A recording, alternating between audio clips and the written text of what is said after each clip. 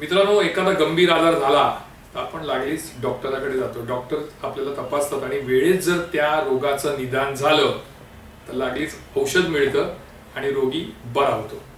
महाराष्ट्र राजकारणात तेच चालू आहे. भाजपने शिंदेना दाबण्याचा अनेकदा प्रयत्न केला, अगदी शेवटपर्यंत केला. मात्र जेव्हा शिंदेच्या शिवसेनेला कळलं की भाजपला कुठेतरी ठाकरे बंधू एकत्र आल्याची एलर्जी झाली आहे, त्यांनी डायरेक्ट दबाव तंत्राचा वापर केला आणि आपल्याला जे पाहिजे ते पदरात पाडून घेतलं. मित्रांनो नमस्कार, मी अमित जोशी, दैनिक वृत्तदिनांच्या माध्यमातून आज बुधवार पुन्हा राजकीय विषय घेऊन तुमच्या समोर आलोय. सुरुवात जेव्हा महानगरपालिकेचं रणशिंग फुंकलं गेलं, निवडणूक आयोगाने सांगितलं की आता निवडणुका आम्ही जाहीर करतोय, त्यावेळी एक वातावरण असं होतं की कोण कोणासोबत जाणार. ठाकरे बंधूंचं आधीच ठरलेलं, अनेकदा ते भेटले, त्यांनी मेळावे घेतले आणि एक संकेत दिले होते की येणाऱ्या पालिका निवडणुकीत मराठी माणसांसाठी आम्ही एकत्र येणार. जेव्हा हे दोन बंधू एकत्र आले तेव्हा सगळ्यात कुठे जर हादरा कोणाला बसला असेल तर तो भाजपला बसला. भाजपने सुरुवातीला चाचपणी केली होती. 29 महानगरपालिकेच्या ज्या निवडणुका आहेत तिथे आपल्याला स्वबळावर लढता येईल का. त्यामध्ये मुंबई, ठाणे, कल्याण, डोंबिवली, पुणे, नाशिक, पिंपरी चिंचवड, औरंगाबाद या सर्व महानगरपालिकांचा समावेश होता.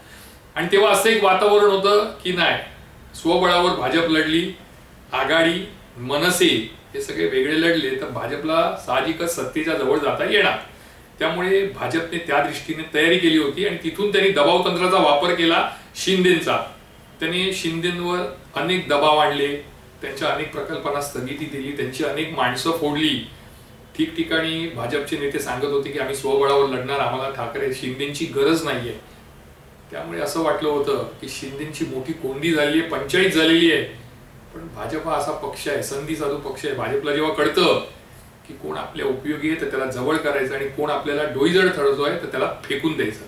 त्यामुळे शिंदेना फेकण्याच्या ज्या तयारीत भाजप होतं त्या भाजपने ओळखलं की ठाकरे बंधू जर शहरी भागात एकत्र आले तर आपले जे मनसुबे आहे, खास करून मुंबई, ठाणे, नाशिक या ठिकाणी, कल्याण, डोंबिवली, तर तिथे आपल्यावर मात करू शकतात ठाकरे बंधू. मग त्यांनी काय केलं, त्यांनी मनधारणी सुरू केली शिंदेची आणि तिथेच शिंदेनी बाजी मारली एवढ्यासाठी. तसं पाहायला झालं तर महाराष्ट्रात शिंदेचं मोठं नुकसान होणार आहे आणि झालंही आहे. तुम्ही म्हणाल ते कसं, तर 29 महानगरपालिकांमध्ये दोघांच्या बोलणी सुरू होत्या. त्यामुळे शिंदेनी फारसं मनावर घेतलं नाही किंवा त्यांनी फारशी अशी रणनीती आखली नाही. कारण काय, शेवटी भाजप आहे, अथंग सागर आहे, त्याच्यात आपणही जर जाऊन बसलो त्या सागरामध्ये तर आपली नैया पार होणार, म्हणजे आपल्यालाही अनेक काही जागा मिळणार हे शिंदेला माहिती होतं. त्यामुळे शिंदेनी फारशी रणनीती आखली नाही. असं होतं की महायुतीमध्ये आम्ही सगळे लढणार. पण झालं असं की निवडणुकीच्या जे फॉर्म भरतात, एबी फॉर्म, त्याच्या एक दिवसाआधी अगदी रात्री, म्हणजे असं पकडा शेवटच्या क्षणाला भाजपने 15 ठिकाणी शिंदेसोबतची युती तोडून टाकली. त्यामुळे शिंदेना हा मोठा हादरा आहे. कारण जे 15 महानगरपालिका आहेत, मग त्या अकोला असतील, औरंगाबाद असतील, नांदेड असतील, नवी मुंबई असेल, मीरा भाईंदर असेल, जे आहेत त्या तिथे शिंदेची वाटचाल फार बिकट होणार आहे. मात्र शिंदेनी जर कुठे बाजी मारली तर त्यांनी मुंबई, ठाणे आणि तिसरं कल्याण, डोंबिवली हे तिन्ही जर तुम्ही ठिकाणं बघाल तर तिथे ठाकरे बंधू एक आलेले आहेत. त्यामुळे भाजपने शिंदेना जवळ केलं.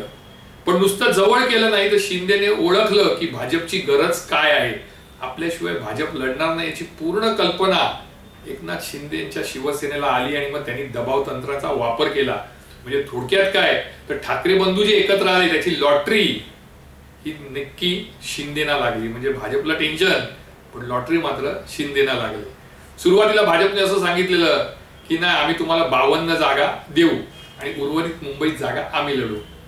मात्र शिंदेच्या शिलेदारांनी, खास करून उदय सामंत आणि राहुल शेवाळे यांनी एकत्र येऊन ज्या दबाव तंत्राचा अशा पद्धतीने वापर केला की 52 वरनं थेट मुंबई सारख्या शहरामध्ये 90 जागा शिंदेच्या शिवसेनेच्या पदरात पडल्या. त्यामुळे साहजिकच शिंदेनासाठी ती एक समाधानाची बाब आहे. ठाण्यामध्ये देखील सर्वाधिक जागा या शिंदेना, कल्याण डोंबिवलीमध्ये सर्वाधिक जागा या शिंदेना. भाजपला चक्क नमतं घ्यावं लागलं. म्हणजे जिथे भाजपला असं वाटत होतं की आपण शिंदेच्या शिवसेनेला दाबून ठेवायचं, दबाव तंत्राचा वापर करायचा, आणि आपण तिथे सर्वाधिक जागा पदरात पाडून घ्यायच्या. आपण जे सांगू ते एकनाथ शिंदे ऐकतील अशी स्थिती ज्यावेळी निर्माण झाली त्यावेळी भाजपने तो वापर केला. मात्र ठाकरे बंधू जे एकत्र आले, जिथे त्यांची मैत्री झाली, मिलाप झाला, युती झाली, तिथे मात्र भाजप काहीशी टेन्शन मध्ये आली, बॅकफुटवर आली. आणि ज्या महत्वाच्या पालिका आहेत मुंबई, ठाणे आणि कल्याण डोंबिवली, या ठिकाणी भाजपला एक पाऊल मागे जावं लागलं, बॅकफुटवर जावं लागलं. आणि लॉटरी कोणाला लागली तर ती एकनाथ शिंदे यांना लागली. मी अमित जोशी पुन्हा एकदा रविवारी एखादा राजकीय विषय घेऊन तुमच्या समोर येईन. तोपर्यंत तुमची रजा घेतो. जय हिंद, जय महाराष्ट्र.